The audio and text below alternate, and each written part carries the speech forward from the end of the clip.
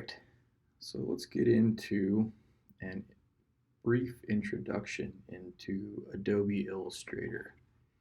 We're going to be doing so in the efforts to demonstrate the necessary tools for creating the style guide. So it's not going to be an exhaustive introduction to Illustrator, just a basic guide to get across a few of the tools, text tools, some basic line tools, basic shape tools, um, what different aspects of your text tool do, masking, grouping, basics of layers, what an object is inside of Illustrator, and how to create small groups like these. Put together a basic image. So without further ado, let's go ahead and get started. So if I'm here inside of Adobe Illustrator, I've already gone ahead and started a new project, but let's go ahead and assume that I have nothing. I want to come up here and hit Create New, and for this case, I'm going to come over to the Web area and select Web Large 1920 by 1080. Now, in doing so, let me blow this up a little bit bigger so you guys can see what's going on. In doing so, we can see that when I select this, it's going to change your width and height over to our current scales, right? Current selected scales, 1920 by 1080 width and height. We're currently in pixels. We could choose points, inches, millimeters, centimeters, etc. We have really no need at this point to switch those out. We have an orientation, so if we want this to be portrait versus landscape, we can change that as well. Notice it swaps out things. This is the same as Illustrator. We also have this area called artboards. For this particular assignment, we're going to want two artboards, and I'll show you what those are here in a little bit. It'll be obvious. Basically, it'll be two 19 by 20 by 1080p canvases that we can draw on. And each of those can be saved out as their own separate image once we go into that particular thing, or particular setting. We also have bleeds. We're not going to worry about those for right now. I'm going to go ahead and create. If we wanted to, we could also name our preset details or our object. But I'm just going to go ahead and wait till we save. So I'm going to say create. Notice it gives us two different images here. Pretty nice. Now, depending on how you like to work, you may like to work side by side. You may like to work with this on top and bottom. That is up to you. You can change those things inside the Create New settings in the advanced settings. You can also come over here and go to your artboard tool, which is Shift plus O. If you want to get into that, you can grab that guy, and we grab either of these and shuffle these around. So if I want to work like this, and I'm holding spacebar, which gives me my hand tool just like Photoshop, then I can work like so.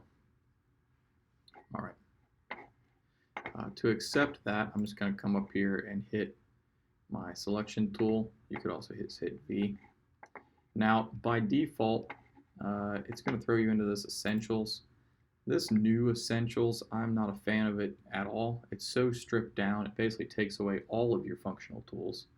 I'm going to come down to Essentials Classic. All right, and I think we had to do this in something similar in Photoshop as well. Notice that it gave us our top bar back. This top bar has a group of settings, or shows you a bunch of settings regarding each tool that you have selected. Notice that it also gave us a bevy of tools back over here on the left that had been hidden because, you know, Adobe thinks we don't need those for whatever reason. Okay, so I'm going to assume that you've already created your style guide, or I'm sorry, your mood board, all right? And your mood board would get placed right up here or imported into this area. So what we're actually going to do is place it into this area. Now, what does that mean? Well, it means that we're going to open that file and drop it into this area. Now, I don't have anything to drop into because my current hard drive isn't with me that has that that image with me, but we can come over here. We can come into our files in Illustrator, and let's come down to place here, and then this is going to take you out to find your document, whatever that might be, whatever image you're trying to place. Let's say, I don't think I can really use any of this stuff. Let me just go ahead and quickly use this thing here. Just a random image from the first part of your class. So here we go. So let's say we have that. I'm going to say place. Now, currently this is saying link. I'm going to come down here in my options. We can do template. We can do show import options. I'll look at that here in just a little bit.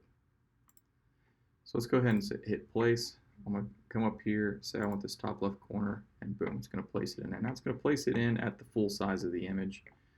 If you had saved your image out, I'm just going to smash this thing down real fast. If you had saved out your mood board to a 1080 and 1920, it would have dropped it directly in there, but this JPEG is really big, so this is where it ended up. All right, so we'll assume that that was your mood board that you just dropped in. Now you saw me scale this thing non-uniformly by just grabbing a corner and dragging it into place. That's not best practice. If you've already spent time making a thing and you need to scale this uniformly, hold your shift and drag this into place. You'll notice that that is the complete opposite of the way Photoshop currently works, right? It's the way Photoshop used to work, but they've gotten rid of that function or switched it out to the opposite, which is a little irritating. Now, some of the same scaling things work here. So if I'm holding shift, it's going to scale uniformly like so. If I'm not holding shift, this is actually opposite of, like I just said, current Photoshop. It will scale non-uniformly, which is the way old Photoshop worked for basically ever. We can also hold down our Option key, and it will scale from the center, just like Photoshop still works. All right, so those basic functions are still the same. All right, we don't need this right now. We're going to look at a few basic tools that you're going to be using inside of your Illustrator in order to make your style guide. The first thing you see me doing here is I'm using my zoom tool, which is Z. I can hold Option to zoom out, or simply click to hold, or I'm sorry, click to zoom in. Yeah, so there we go. There's that. We have a selection tool, which is V, but we have nothing to select in our scene currently. And we also have a direct selection tool, but again, we have nothing to select. How do we create objects inside of this world? Well, everything in Illustrator is slightly different. This is all vector-based, not bitmap. And it's, I would say, a little bit more in tune with 3D, in that 3D just understands there are points in space, and then there are lines or curves that connect those points in space. So everything is just math inside of here. So I'm going to come over here. I'm going to hit M, which gives me my rectangle tool. I'm just going to draw out a basic shape. So there it is. We have a white fill and a black border. I'm going to go ahead and get my selection tool, which is V, and click off of that. So now we have this object. You notice if I hover over it, it has this little outline around it. Currently that outline is blue. It doesn't really much matter what that color is. The color actually is a representation of the layers that this exists in, and the colors of this layer, or the color designated to this layer currently, is blue. Sometimes it'll be red, yellow, green. There's all kinds of different colors that can be associated with this layer. Now, unlike Photoshop, where if you draw a line in a particular place, that line will remain there unless you go in and directly select it and move that piece around. Each object inside of Photoshop's, Illustrator, can be moved individually and selected individually. So you notice over here in my layers, I've selected this layer 1, and there's a little arrow right here. I click that arrow, and it drops down a hierarchy, kind of like an outliner in 3D, of every object that exists inside of that layer. So right here I have my rectangle. There's a few things to note here. Firstly is the eyeball. If I select that or deselect it, it turns it off and turns it on. I have next to it an empty box. I can click that and this will lock the layer or unlock that object. I have the object itself with just a preview and a name. And then I have over here this little dot. This you click in order to select that particular object. All right. You can also select an object simply by clicking on it.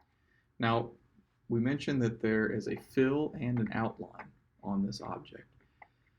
We know that from two different areas, well, three different areas really, but if I select this object and I look over here on the left, I see that I have fill and my stroke. Both of them have colors. I have black and I have white. Also, this is the default for any object that you create. Up here at the left, I also have my white fill and my black stroke. And over here on the right, inside of my swatches, it lists the same thing, my white fill and my black stroke. I can change these simply by coming over here. I'm currently inside of my fill, which means I want this to be red, click red. If I want to affect my stroke, I need to click the stroke, and let's say I want a big blue stroke for whatever reason. Well, I select that blue. Okay, so now I have a red object, a red rectangle with a blue outline, or blue stroke. Let's say that I don't want a stroke on this at all. Well, while this is inside of stroke, I come down here and I click this none. And that'll turn that stroke off for whatever selected object I have. Now, at that time that I did that, I had nothing selected. Let's beef up the size of this stroke real fast so you guys can really see what's going on. There we go. Now it'll be more obvious. So I have this rectangle. It's currently not selected. I know it's not selected because these little dudes, this bounding box, wasn't there. So I select that. Also, this wasn't selected. If I want to get rid of this, I come over here, I select that hash mark right there, and that flips it over to none. I can do the same thing if I want the invert effect. If I want the blue outline, but I want zero fill, I come back over here, I turn back on my blue outline. I have to have my object selected. That's turned back on. Notice it threw it back down to 1. So you're going to have to reset that. It's not going to save that once you've turned it off. And then I'm going to come over, I'm going to select my fill, and I turn that to none. So now I have a outline, a blue outline, but no fill. Now, the other thing this does is it doesn't allow me to select my object by clicking in the center any longer.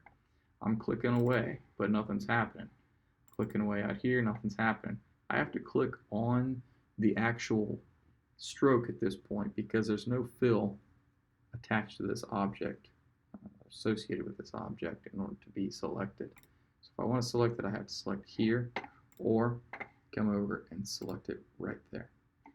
All right, piece of cake. So basic object creation through making squares or rectangles. It's your rectangle tool. Now what if we wanted our rectangle to have some rounded corners? I'm going to grab this guy. You notice once this is selected, I have these little dots on the insides of these corners. I can select these guys, start to pull them in. You'll notice I get an R140.93 pixels. That is a radius. So I'm pulling that guy in, and now I've rounded my corners. Okay. If I don't want that, pull that back out. Maybe I only want to round a couple corners, or I want each corner rounded separately. That's easy as well. I can come in and I can come to my direct select. Now, the direct select tool has a lot of different options that you can do here. Firstly, by selecting my object and I have my direct select tool, you'll see that we have these little points. These are called anchor points. I can individually select those, left clicking, and I can change the actual shape. Now this is very similar. If you guys remember the pen tool, we created anchor points inside of Photoshop. Now you also notice that because I've selected just this one point, I have one corner here that I can affect it. See how that turned to a hollow circle? I can now grab that and affect a single corner, like so. Maybe I want to come over here and do something similar to this guy. I can click that guy and then click the corner piece and pull that in. Just like so. Now, what if I want a very exact calculation for this? Maybe I'm getting 90 something, but I really want 93. All right. Right now, I'm saying, well, it's going to be real difficult to pull this out to be exactly that. Well, I can come up here with this selected, and you'll see corners. I grab this guy. There's only one corner selected. I say I need 93 pixels. Boom. And it knocked it exactly to 93 pixels. Let's say I decide, well, that was wrong. I actually needed 53 because I typed that in. Well, I just type in there again with that still selected, and bam, now I have a 53 pixel corner. Piece of cake. All right. In the interest of time, I'm going to keep blasting through these because it's a nice video. You guys can go back and rewatch these little details over and over as we go. Now, let's say that I want a circle. There's two good ways to get a circle. The best way, clearly, is to use the circle tool. So that's what we're going to do. We're going to hit L. You'll notice that over here, if I hold down on that little arrow, just like Photoshop, we have the rectangle tool, and then it opened up a bevy of other tools. And the ellipse tool is in here as well, which is L. All right. Now I can pull out an ellipse like so. You'll notice that right now we see these fuchsia crosshairs. That's telling me that I have a perfect circle, and that just happened to snap to that. You'll also notice that the shape that drew out is not the default coloration. The shape that drew out was the exact same coloration as the last selection. That's because we hadn't changed this back. Now what if we do want this to be the default? Well, I can either manually change these, or I can come here, default fill and stroke, or I can just hit D. Personally, I use D because it's faster, and I'm all about learning the hotkeys. It's going to speed up your workflow significantly. All right. So let's say that we have this. We still want to color this, right? Yes. So I'm going to say this needs to be a red one. Maybe we don't want a stroke on this guy. So I'm going to come over here. Oops, wrong one, right? So I'm going to select it. You can't use the arrow. This isn't Photoshop. You have to actually select. It's not foreground, background. It's fill stroke. I select that. I come over here, and I turn off that stroke. All right, I come back to here. V. Now I've got my circle. Now, let's say that I need to combine these two shapes for some sort of advanced shape. Maybe I'm going to try and chop out this corner right here. Well, I would know that I would need something that looks maybe like this, right? So I want this little bit, but I want this red circle chopped out of this guy. Okay, that's not real difficult. We don't have to use a pen tool to come in here and craft this thing intricately or precisely. Instead, we can use what's called the Shape Builder tool over here. Shape Builder tool, Shift plus M.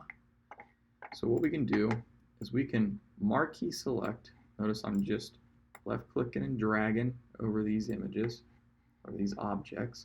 It selects both of them in one giant bounding box. All right. Then I'm going to hit Shift plus M, or Shape Builder tool right over here. Notice that this now gives me an interesting result. I hover over different areas and it's going to give me this kind of shaded or shadowed outlook, right? And this is allowing me to select different aspects of these. So what I'm going to do, we want this removed from this, correct? Well, currently there's a plus sign next to my cursor. So that means if I were to draw like this, I'm just left clicking and hold, drawing across, and I release, it gives me this weird mouse ear looking thing, right? It also combined the two different fill and strokes into one combination of the two. But that's not what I wanted. I wanted to get rid of this to cut that out. All right. So I hit Command Z, undo, puts me back into that last tool. I'm going to hold Option. Notice that that gives me the minus tool. This is just like Photoshop. Very intuitive. I'm going to draw out the area that I don't want, which is the circle. I let go, and it gives me this new shape. I hit V, which exits me out of that Shape Builder tool, and I have a brand new object. All right, piece of cake. All right, moving along. We're also going to need to know how to make lines. That is pretty easy. We have actually a line segment tool right here. We can click on this guy, draw a line. There it is. Now, if I hit V and click off, this is our result. Just this simple line. But what if we want those rounded corners? Well, let me hit V and select this one more time. If I come up here, at the very top, with this object selected where it says stroke, click on the word stroke. And then down here, you see we have a few different things. We have the weight, which is the size of the stroke. Let's say that we want this fatter. Maybe it's a 20-point stroke. It's going to increase the width of it. Let's say we want a different cap. Currently, we're on a butt cap, which means the end of the stroke ends exactly at the end of the anchor point. And we want that rounded cap, which means it's going to take and create a sphere around that last anchor point.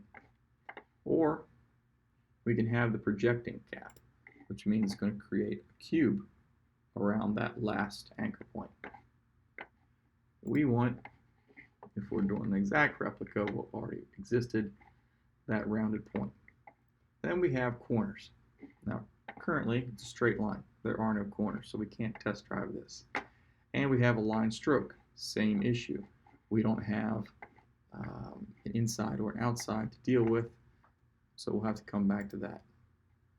But we do also have a dashed line, and this we can deal with. So if I turn on dashed line right here, you'll see that this thing got a little weird looking, and it also input a number, 12 points. Well, currently that's a little big for this because of the size of the line, but let's see if we make this 5. This is going to give me, oops,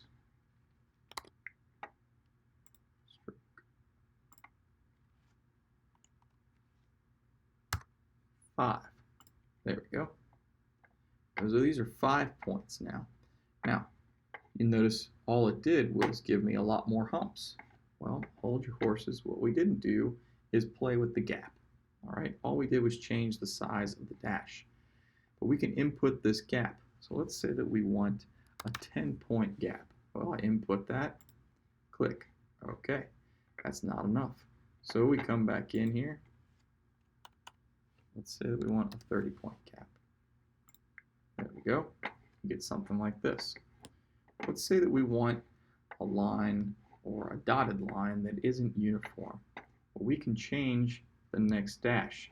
So we make it 5 points with a 30-point gap, and maybe we make it a 10-point dash with a 40-point gap. Something like this. So you have 5 and 30 with a 10 and a 40. So you end up with this odd irregularity, and you can continue on with that. All right. So that'll give you your dashed lines. Let's say that we need that initial curve. We need to show that curve. I'll delete that. I'll hit M. I'm going to come in here and create another box. Now, notice that it created in its last state, just like before. And that last state clearly is the dotted line that we just created, slightly irregular dotted line. If we don't want that, and we don't, I'm just going to hit my D for default, or this little button right over here again. What we want this time is just to have a top and right line, or a top and a left, or a bottom and a right. We just want one little chunk. So I'm going to hit A. This is a direct select. Remember, the direct select allows us to pull an individual anchor and select it. Now, notice if I just grab the direct select tool, or I grab this and pull, it's going to pull the whole object. I have to select that anchor first with the direct select, which the hotkey for, again, is A. So I have to select the point. Notice it whites out those, and this one stays blue. Then I can click again and pull. So again, I select my object. I have to select the point I wish to pull. Turns those white, and then I left click one more time on that selection and make my change. Now, I don't need a fill in here, so we come over here, we're on fill, we come down to here, and we say none. Great. That got rid of the fill. Can't select here, I have to select now from the actual stroke. I'm going to increase the size of this just a little bit to make it easier for me to deal with. There we go. Now, notice there's something interesting about this particular stroke. It ends exactly on this line. Now, if I come up here to stroke, you'll see that it's behaving a bit odd, and that is because the align stroke is set to interior or inside. I can also set it to center. Notice it now straddles. So if this is an 8-point stroke, you get 4 pixels on the inside and outside. The inside, you have all 8 pixels on the inside, and then I come to the outside. This will give you the full scale fill with an 8-pixel stroke on the exterior. We can also deal now with those corners. Currently we're in a squared corner or a miter join. Then we can come over here to the round join. And this works no matter which one you're on, except for apparently the interior. It works on your 2 here. And then we also have this bevel joint. It's going to slice the edge right off. All right. Okay. So nice ways to get some different feel in those squares, or in any shape with a hard corner. All right. So in order to show only one corner, we can come back to our direct select let's say that we have this. I'm going to put this back to a centered and round. That looks good. We're still turned off in the fill. I'm going to come over here. I'm just going to grab this point and delete. Don't need it. All right. Come back in, select this guy, fix this. Boom. Now this looks just like one of our examples from our style guide. All right. Now let's say that we needed to fix this corner right here, the same way we did in the style guide. Right? How would we do that? Well, again, we would come back into our direct select. We would select that corner, and then we would select that little circle right there and pull it out until we got the desired shape. Now that was 10.28. If we wanted an exact 10, we come up here, type in 10. Bam, there it is. Beautiful. All right, next thing we need to look at briefly is text. Text is simple. The tool looks exactly the same as it does in Photoshop, just a big T. Also the hotkey is T. There's two ways to make text inside of Photoshop or Illustrator. First is to drag out a text box like so, and it's going to pop in more lorem ipsum like before to fill that box. If you're making large documents with very strict text boxes and you have a copy that needs to go into those pre-written, this might be one way to go about it. And it's actually a pretty good way to go about it. If you don't have that, go ahead, hit this key, delete that box. I'm going to hit T again. Then I would suggest simply left-clicking and it'll pop up lorem ipsum without an actual text box. All right, and then we can go in here and type out our text.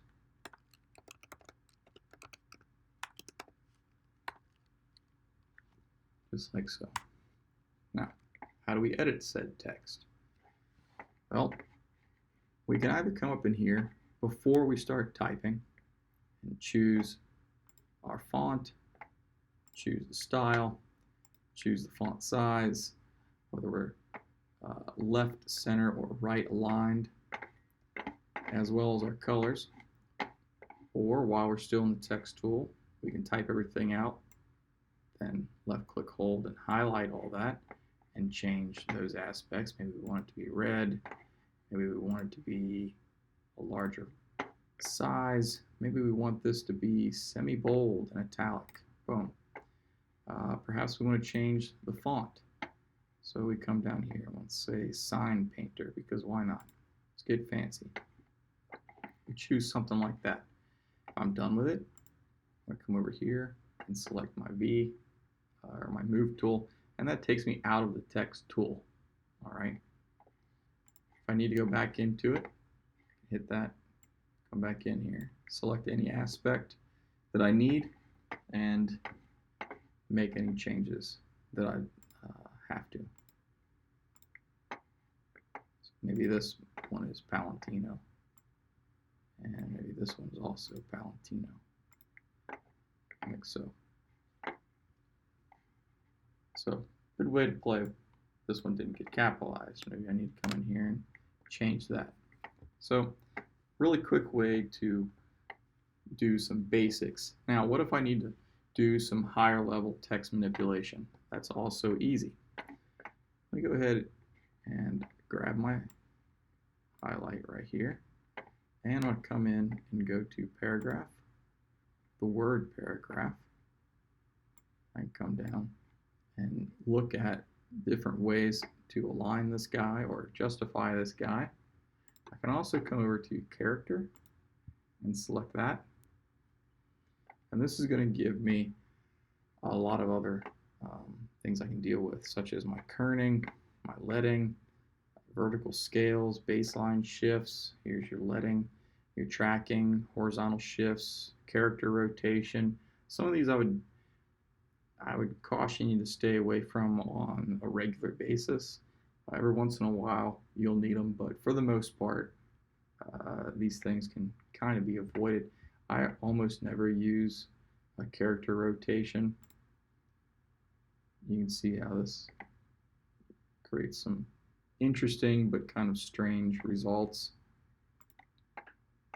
It makes for tough to read text. Generally speaking, I stick with my kerning, which is currently on auto, and then leading.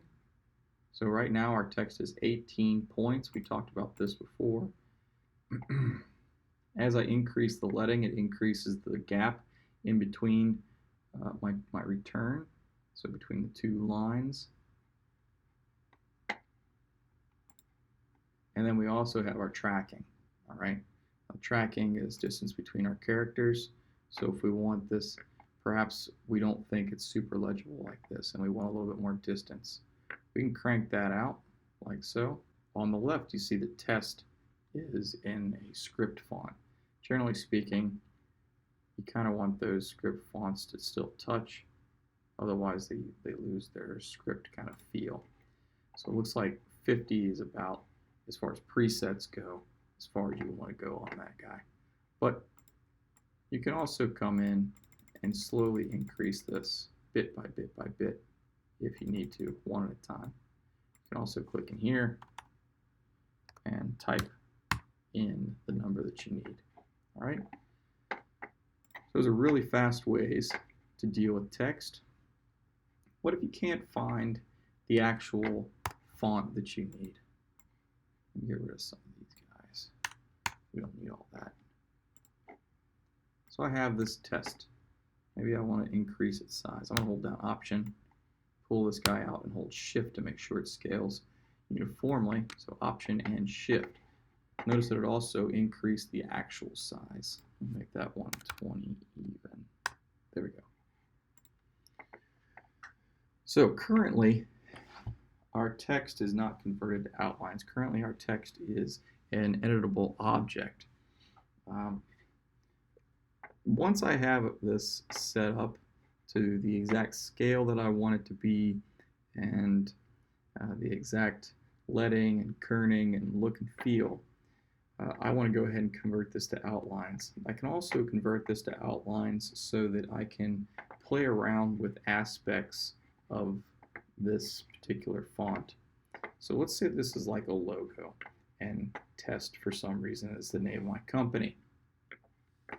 But I don't like this top swoosh, right? Capital T. So what I want is maybe something that's a little larger,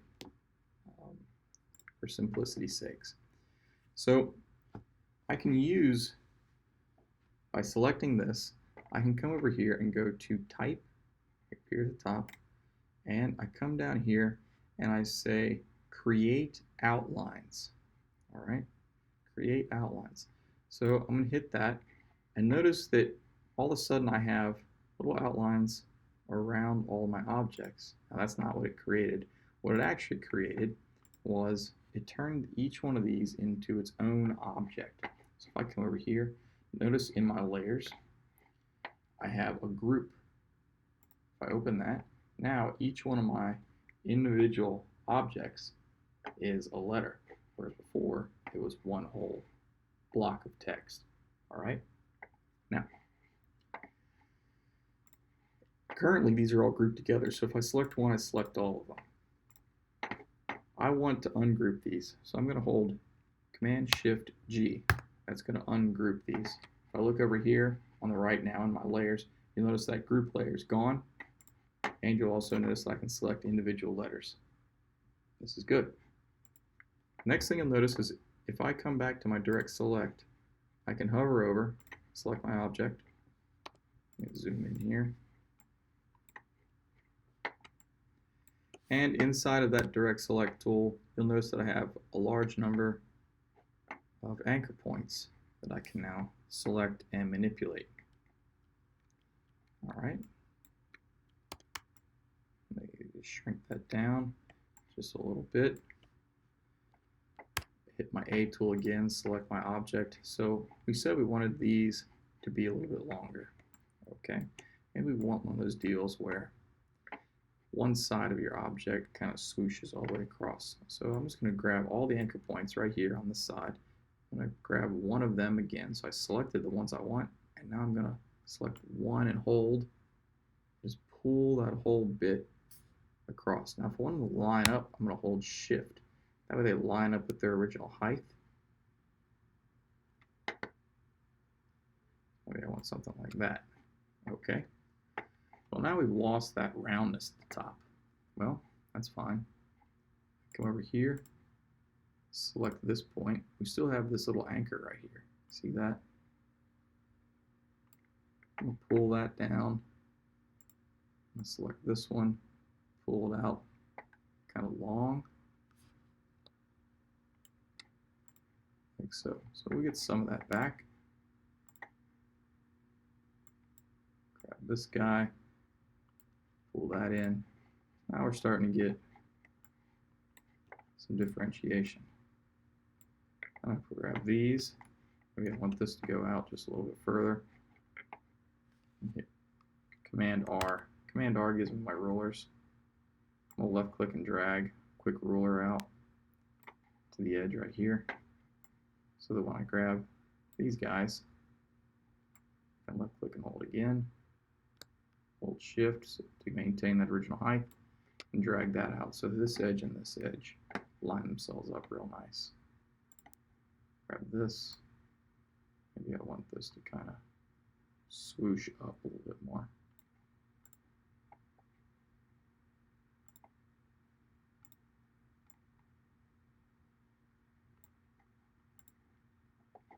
So maybe that's what I'm actually looking for. Maybe I want to round a corner. Select, pull this guy out. That's kind of interesting. It's starting to feel like it's trying to trace along that guy right there.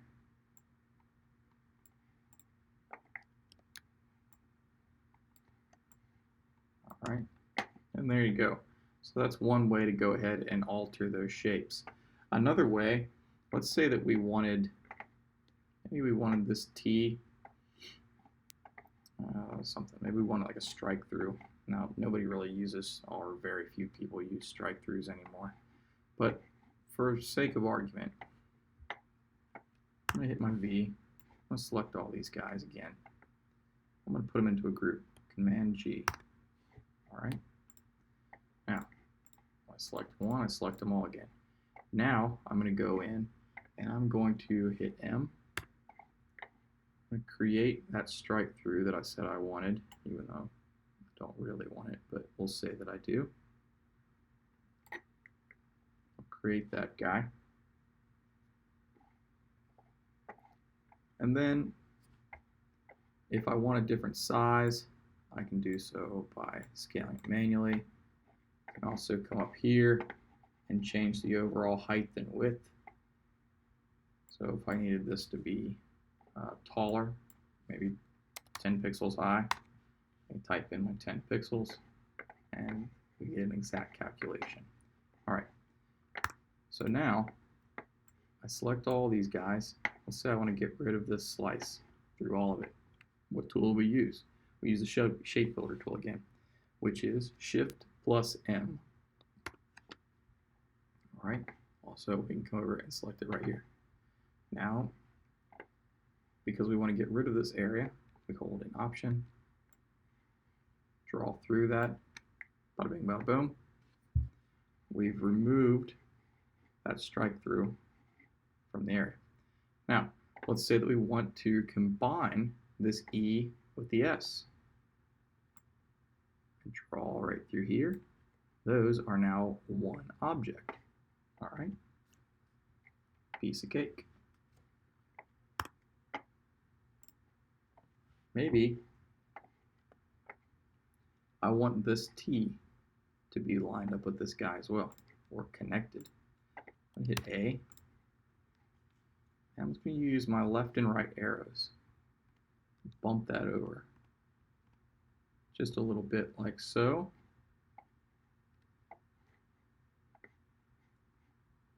And then hit V, grab these guys. Maybe I would go Shift M again.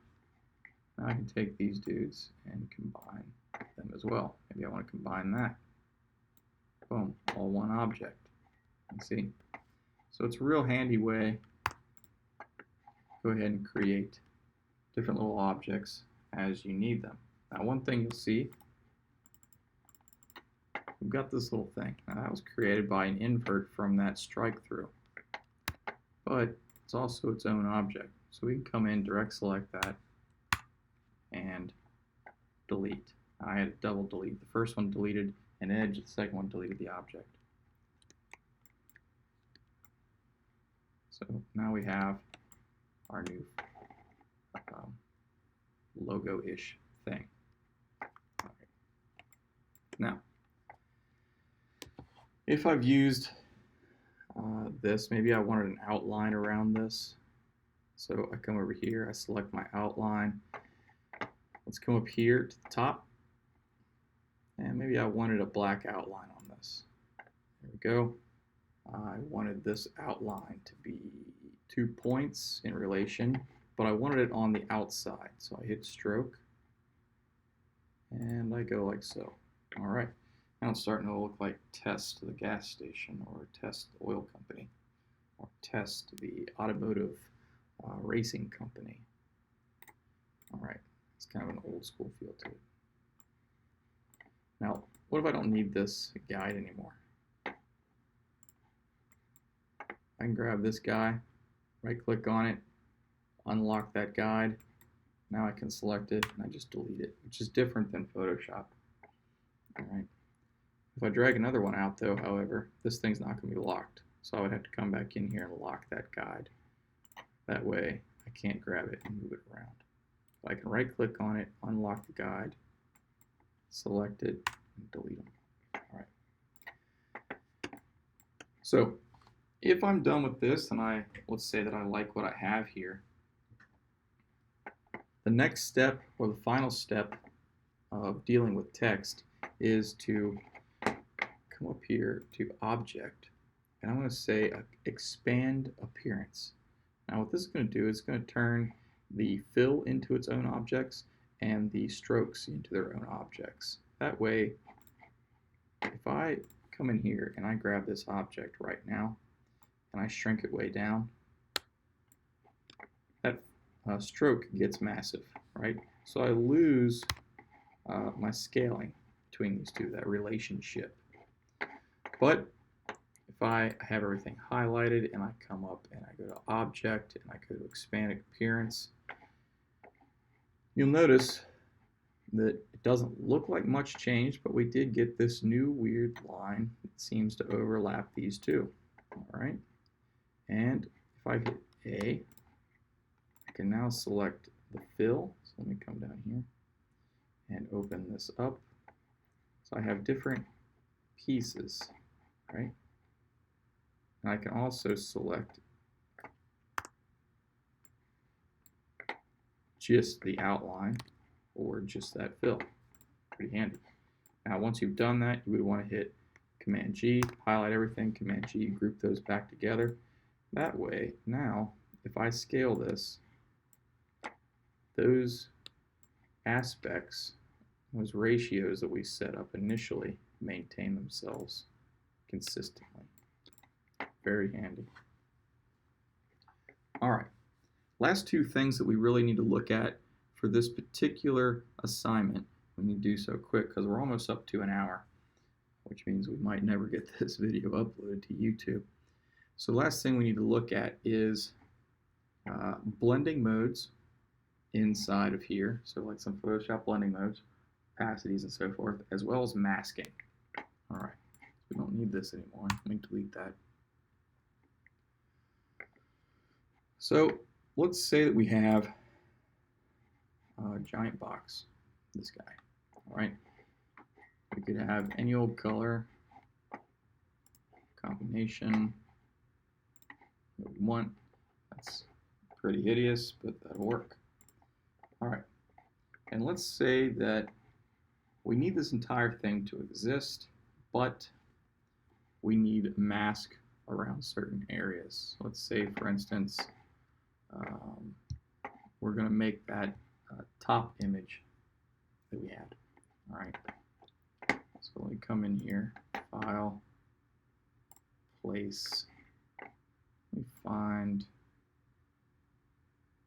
quickly.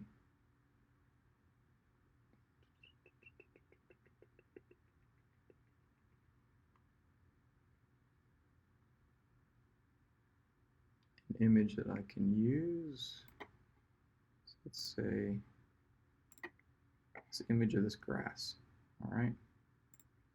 Now, again, this thing's going to come in huge.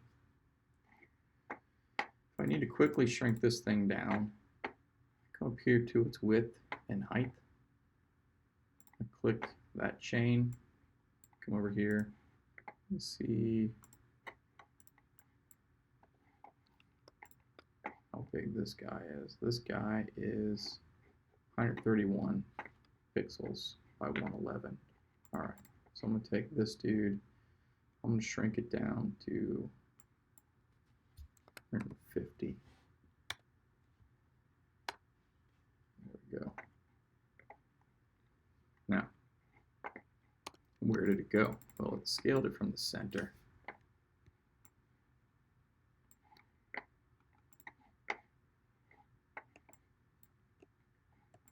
And stuck it way down here.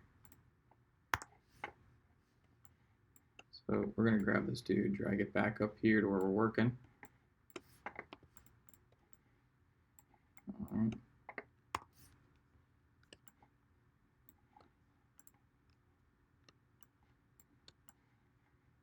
Let's say that we have this guy and we want this picture of the grass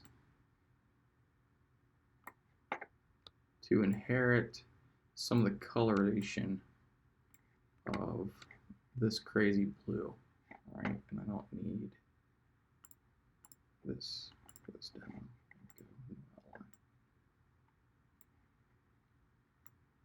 So first, let's just say that we got something like this here. Now, I'm going to leave this guy kind of half on, half off, so we can see like a weird difference. So first, let's grab the image. All right. We're going to come over and we're going to find the properties of this dude.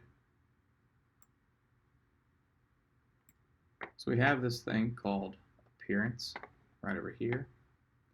We also have this opacity, which is default. We can click on that.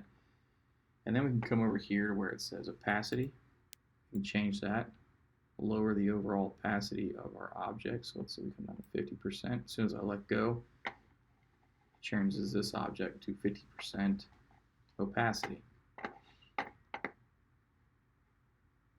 think on the, let's see, on our style guide example, we used 70%. So let's do something like that. And on that first one,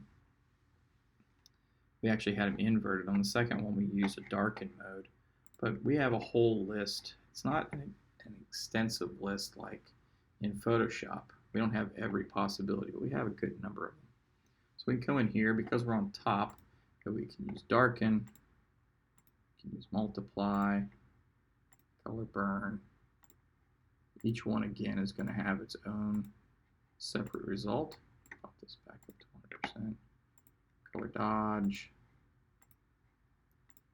overlays, some of them will be very apparent. Some of these won't do a whole lot. Difference, exclusion, and then we have the individual channels: hue, saturation, color, luminosity. All right, pretty interesting stuff. All right, let's say that we like this placement, but really we just want a circle of this kind of cut out. All right, so maybe we're going to handle all of our images, and all of our images have a circle or are a circle crop. Well, I can take these two. I'm going to take these two. I'm going to put them into a group. Control G. All right, so now I have these two grouped. Then I'm going to make a circle, ellipse tool. You can do this with any shape, no matter how crazy the shape might be. I'm going to come over here. I'm going to say right about here-ish. Hold Shift and Option. I'm going to grow a circle from the center. That looks pretty good. All right, I'm going to hit V. Now, I'm going to select my group, and I'm going to Shift select what's about to be my mask. Now, I have those selected in that order. The mask is on top. I'm going to right click on it. I'm going to say Make Clipping Mask. Boom. Now, I've clipped out everything except for what was contained inside of that initial selection. I can still come in and select individual aspects of this object. So you can see hovering over different areas. When I get to edges, it clicks on things. I also have this clipping group with the initial group inside. I can come over here and make a selection of that initial image. Let's say that I don't like where that grass is. I can come in here and move that grass around. Or I can use my arrows to move that grass around until I get it exactly how I want it. Maybe something like that is nice. All right. And these masks can get as crazy as you possibly want to get. Remember, you can also use shape building tools. So if I had, let me go ahead and ungroup all these. Maybe I messed this up. Command Shift G. Command Shift G. All right. And I come here, I grab that. That gets me out of that first group, and then I come over here, I say Release Clipping Masks, boom. Now I'm back to my normal dude. So let's say that I wanted a really crazy mask. All right. Hit D so you can see that guy again. Once you made a clipping mask and you unclip it, it gets rid of its coloration. So you're going to have to find just that stroke hanging out there in the middle of the world. So I've got that guy again. Let's say that I wanted some sort of like half moon taken out of this. Well, I'm going to select this guy. I'm going to hold Option. Notice I get that double arrow. This is just like Photoshop. So I'm going to pull this guy up. And then I'm going to shrink it down a little bit. Maybe get something like this. That's interesting. Grab both of those. Shift M. Option. Get rid of that. Now I have a more complex shape. So maybe this is the new thing that I'm dealing with. All right. Have this guy. Just going to pull that back over here.